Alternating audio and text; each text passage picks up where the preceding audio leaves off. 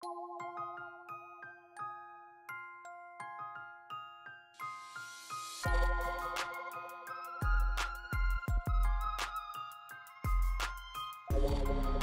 learning curve is a major challenge when teaching in Second Life. Over the years, my research has shown that student expectations and technical and interface issues are soon overcome.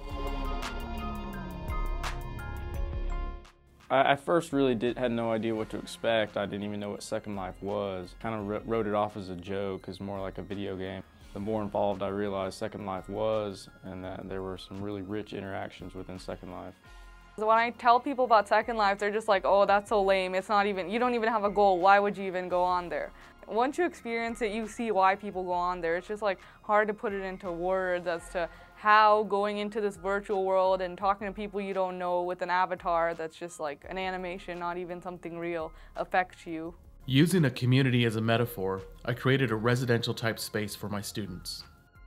It was kind of a way for everyone to express themselves, and it created their own place. They had ownership of an area within our learning environment, and that's something that you definitely wouldn't be able to experience in a normal classroom environment. And I basically just took a lot of stuff that I thought was pretty, and I was like, okay, well, I'm going to keep this. I basically made posters from PowerPoints and used that to tell my story. That was like one of our first projects, and I thought that set like a whole level of what our class would be like.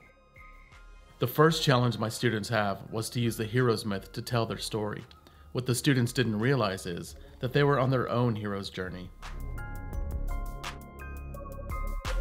Subsequent projects built on this new Second Life identity and the community that the student had forged in their new virtual world. I continue to scaffold the experiences to increase their skills. It was kind of hard at first to see just how like all these simple boxes and stuff could actually build stuff, but actually when we got down to it and just like actually started building, it was really cool. These simple shapes can like build everything in Second Life, and then it just kind of opened your eyes to look at all the like intricate things that people have. When we were building the flags and the benches, the video that like had a tutorial of how to do it was really helpful. Nice little click, get that cylinder here. Okay, now we can stretch that. Watching someone do it and then learning from them would be like really resourceful, whereas like if I was just sitting there in Second Life, I would just try and click through all the tabs and be, okay, what does link and unlink mean? I have no idea what this does. I have no idea what to do with my like shapes and objects. With new technical skills, the students start to see themselves in a real place and see themselves as confident actors in this social space. Well, you know, I'd walk through like the day, like outside and stuff, and I'd be like, yeah, now I'm gonna go do some work in real life, Second Life, and it just felt like it was just, I don't know, like my office, like I was like a fun office, like I was just gonna go there, and it was real. It really did feel like it was real. Once you're representing an avatar and something happens to your avatar, you physically feel something.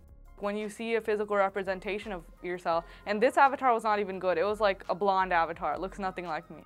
But it's a representation of me and I'm controlling it, and so, you know, I'm talking, you know, it's talking, whatever, so I think there's a connection that forms somehow. I'm pretty shy in real life, but once I log into Second Life, I'm willing to do whatever because, you know, I'm masked by this character that's sitting in front of me.